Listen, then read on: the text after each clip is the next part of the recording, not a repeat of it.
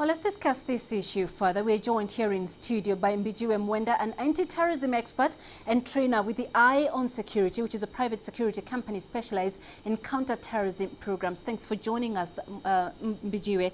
So, what's your assessment so far of the speed at which investigations on the Westgate Mall attack are being carried out?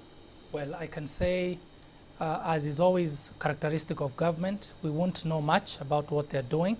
But going by what we are hearing even in the media, they are doing something about the investigations, that they've been able to find a few bodies in there.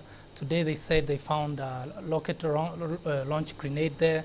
So I think they're doing some investigation. Mm-hmm. Yeah. Investigators have been able to identify some attackers, obviously, following this latest footage. How easy is it to track them and arrest them if they didn't die in that attack?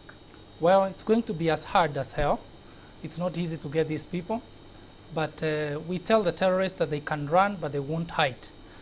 Just a few days ago, the American Special Forces were able to get a guy that has been on run for 16 years inside Libya. So no matter how long they will take, we will get them someday. Which is funny, though, because I remember the Kenyan president actually did say that, I think about a day after that attack. And Al-Shabaab then later tweeted and said that the Kenyan government does not have the capacity to hunt them down and arrest them. What would make Al-Shabaab make such a bold statement discrediting the government? Well, because they know our security capacity. If they were able to come into this country, mount the kind of attack they did without anybody detecting or stopping them, they have gathered some kind of courage. They know they can buy their way into something, they can bribe their way into something. And so that's why they would have such courage. The only way we could disappoint them is if we refuse to be bribed, if we refuse to play their ball and disappoint them by arresting them. Right. Yeah. And now we have another alert about a possible attack in Uganda, similar to what we saw at Westgate Mall.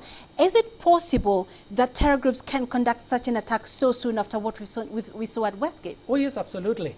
I said long time ago that Westgate was long overdue. It should have happened much earlier. Thank God it had never happened much earlier.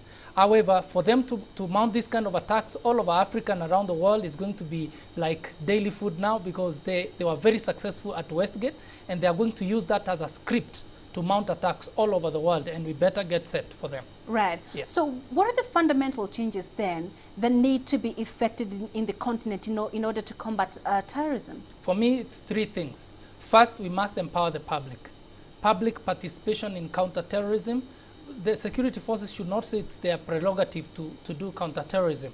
We must involve the members of the public. The second, the security forces, the special forces in Africa must now be trained thoroughly to deal with these people with speed and accuracy and kill them as soon as they mount an attack.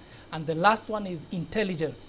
Our intelligence corps all around Africa should be retrained to do what we call counter-terrorism intelligence. The level of intelligence that counter-terrorism requires is not the same intelligence if any other crime may require. And so these are the three things we can do in Africa and stop these people. All right, we have to leave it there for now. Mbijiwe Mwenda, thanks very much for joining us.